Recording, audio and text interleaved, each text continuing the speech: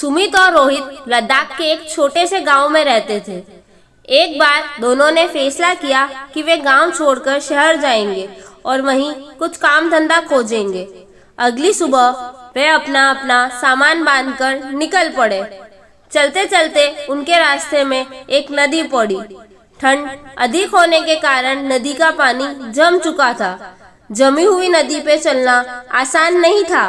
पांव फिसलने पर गहरी चोट लग सकती थी। इसलिए दोनों इधर उधर देखने लगे कि शायद नदी पार करने के लिए कहीं कोई पुल हो, पर बहुत खोजने पर भी उन्हें कोई पुल नजर नहीं आया। रोहित बोला, हमारी तो किस्मत ही खराब है, चलो वापस चलते हैं, अब गर्मियों में शहर के लिए निकलेंगे।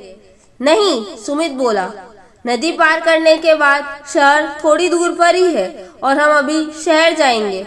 और ऐसा कहकर वो धीरे धीरे आगे बढ़ने लगा। अरे ये क्या कर रहे हो, पागल हो गए हो, तुम गिर जाओगे, रोहित चिल्लाते हुए बोल ही पड़ा था कि सुमित पैर फिसलने के कारण गिर पड़ा। कहा था ना मत जाओ, रोहित जल्लाते हुए बोला। सुमित ने कोई जवाब नहीं दिया और उठकर फिर आगे बढ़ने लगा। 1, 2, 3, 4 और 5वें कदम पे वो फिर से गिर पड़ा।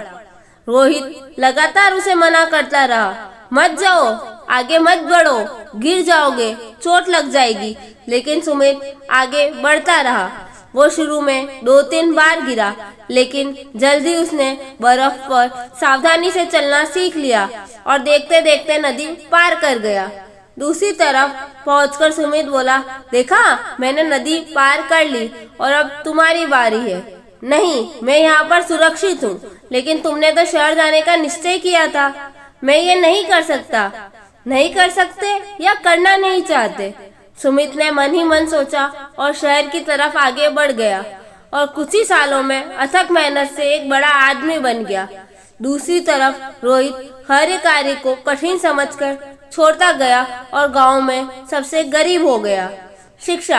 दोस्तों, हम सबकी जिंदगी में कभी न कभी ऐसे मोड़ आ ही जाते हैं जब जमी हुई बर्फ के रूप में कोई बड़ी बाधा या चैलेंज हमारे सामने आ जाता है और ऐसे में हमें कोई निश्चय करना होता है। तब क्या हम खतरा उठाने का निश्चय लेते हैं और तमाम मुश्किलों, डर और असफलता के भय के बावजूद नदी पार करते हैं, या हम सुरक्षित रहने के लिए वही खड़े रह जाते हैं जहां हम सालों से खड़े हैं। Thank you. अगर आपको मेरी कहानी पसंद आई हो तो उसे लाइक और शेयर करें और कहानी के बारे में अपनी राय कमेंट करके ज़रूर बताएं।